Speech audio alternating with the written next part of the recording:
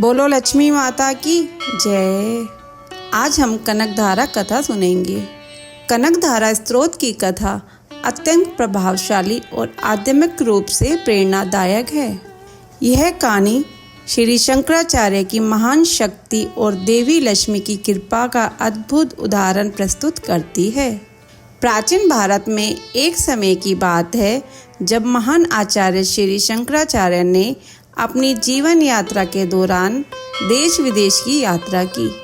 एक दिन वे दक्षिण भारत के एक छोटे से गांव में पहुंचे जहां एक गरीब ब्राह्मण और उसकी पत्नी रहते थे। ब्राह्मण का घर बहुत ही साधारण था और उनका जीवन बहुत ही कठिनाई से चल रहा था। आर्थिक तंगी के कारण वे अपने घर में अतिथियों को अच्छे से स्वागत करने में असमर्थ थे। जब भी शंकराचार्य उनके घर पहुंचे तो ब्राह्मण और उसकी पत्नी को बहुत चिंता हो गई कि वे उनका कैसे आदरपूर्वक स्वागत करें। ब्राह्मण की पत्नी के पास केवल एक आंवला का फल था जो उसकी गरीबी स्थिति को दर्शाता था।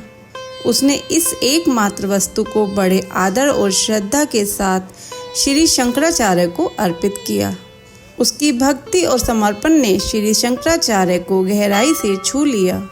श्री शंकराचार्य ने देखा कि भले ही ब्राह्मण और उसकी पत्नी के पास भौतिक संसाधन कम हैं, लेकिन उनकी भक्ति और समर्पण अत्यधिक हैं।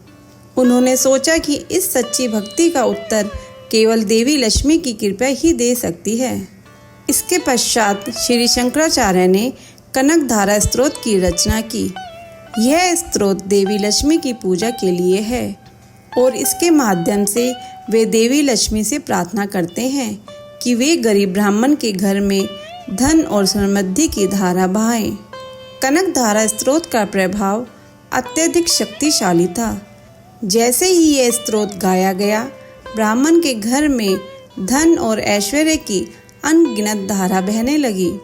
ब्राह्मण और उसकी पत्नी की दीनहीन स्थिति बदल गई और वे समृद्धि और खुशहाली में जीने लगे। आइए सुनते हैं हम कनकधारा स्तोत्र हिंदी अर्थ सहित। कनकधारा स्तोत्र के श्रद्धापूर्वक पाठ एवं अनुष्ठान से मनुष्य ऋण मुक्त होता है और उसे धन की प्राप्ति होती है। ऐसा कहा जाता है कि आचार्य शंकर ने इसका पाठ करके स्वर्ण की वर्षा कराई थी। जिस प्रकार भमरी अध खिले फूलों से सजे हुए तमाल वृक्ष का सहारा लेती है, उसी तरह जो श्री हरि के रोमांच से सुशोभित श्री अंगों पर सदैव पड़ती रहती है तथा जिसमें संपूर्ण ऐश्वर्य का निवास है, ऐसी सब मंगलों की देवी भगवती महालक्ष्मी की दृष्टि मेरे लिए शुभदायक हो। जिस तरह भ्रमरी कमल पर मंडराती है, उसी तरह मूल शत्रु श्री हरि की मुख की ओर बार बार स्नेह से जाती है और लज्जावश लौट आती है। ऐसी उस समुद्र कन्या लक्ष्मी की सुंदर दृष्टि माला मुझको धन प्रदान करे। जो सब देवताओं के स्वामी इंद्र के पद का वैभव एवं विलास देने में सामर्थ्यवान है, मुरारी श्री हरि को भी अधिक आनंद देती है तथा जो नील कमल के सदृश सुंदर दिखाई पड़ती है, ऐसी उन लक्ष्मी जी के अध खुले नेत्रों की दृष्टि मुझ पर थोड़ी सी ही निश्चय पड़े। भगवान विष्णु जी की अर्धांगिनी श्री लक्ष्मी जी के नेत्र हमें ऐश्वर्य देने वाले हों, जिनकी पुतलियां तथा बैरोनियां शिव के वशीभूत हों। अध खुले नेत्रों से देखने वाले आनंद कंद श्री मुकुंद को अपने पास देखकर कुछ टेढ़ी हो जाती हैं।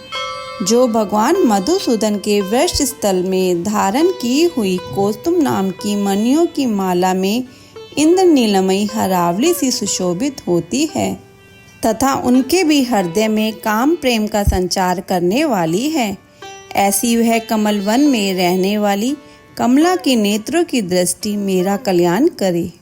जिस तरह बादलों की घटा में बिजली चमकती है, उसी तरह जो कैटअप शत्रु का संहार करने वाली है तथा जो श्री विष्णु जी के काली मेघमाला के समान श्याम सुंदर वृक्ष स्थल पर प्रकाशित होती है, जिन्होंने अवतरित होकर भृंगवश को आनंदित किया है तथा जो समस्त लोकों की माता है, उन भगवती लक्ष्मी जी की पूजनीय मूर्ति मेरा कल्याण करे।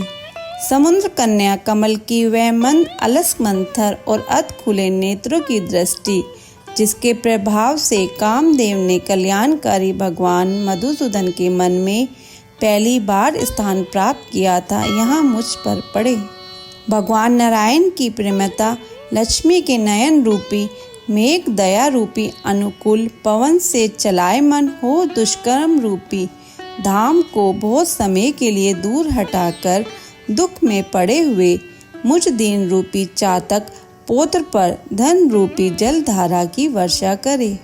विशेष बुद्धि वाले व्यक्ति जिनके प्रेम पात्र होकर उनकी कृपा दृष्टि के प्रभाव से स्वर्ग पद को बिना किसी कठिनाई के ही प्राप्त कर लेते हैं, उन्हीं पद्म आसन में स्थित लक्ष्मी जी की वह खिले हुए कमल गर्भ के समान सौंदर्यमयी दृष्टि मुझे मन चाही पुष्टि प्रदान करे। जो सृष्टि सर्जन के समय वाग देवता ब्रह्मा शक्ति के रूप में स्थित होती है, पालन पोषण करते समय भगवान गुणध्वज की सुंदर पत्नी लक्ष्मी या वैष्णवी शक्ति के रूप में सुशोभित होती है, तथा प्रलय काल में शाकंभरी भगवती दुर्गा अथवा चंद्रशेखर वल्लभा पार्वती शिव शक्ति के रूप में अवस्थित होती है। उन तीनों लोकों को एकमात्र गुरु भगवान नारायण की सदैव प्रौढ़ रहने वाली प्रेमता श्री लक्ष्मी जी को नमस्कार है। हे माते, शुभ कार्यों का फल देने वाली श्रुति के रूप में आपको प्रणाम है। सुंदर गुणों की वरिधि रूपरती के रूप में आपको नमस्कार है। कमल वन में रहने वाली शक्ति स्वरूप लक्ष्मी को नमस्कार है तथा पुरुषोत्तम प्रिय पुष्टि को नमस्कार है। कमल के सदृश सुंदर शरीर धारण करने वाली कमला को नमस्कार है। क्षीर सागर में पैदा होने वाली श्री देवी को नमस्कार है।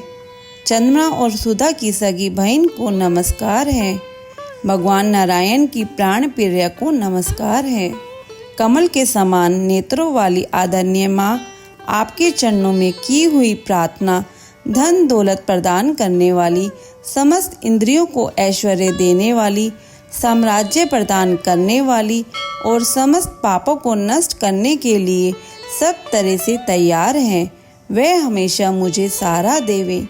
मुझे आपके चरणों की वंदना का शुभ समय सदा प्राप्त होता रहे। जिनकी दया दृष्टि के लिए की हुई आराधना आराधक की समस्त इच्छाओं की पूर्ति करती है एवं संपत्तियों से बढ़ोतरी करती है, ऐसी श्री हरि की हृदयेश्वरी लक्ष्मी जी का मैं तन मन से तथा वाणी द्वारा भजन करता हूँ।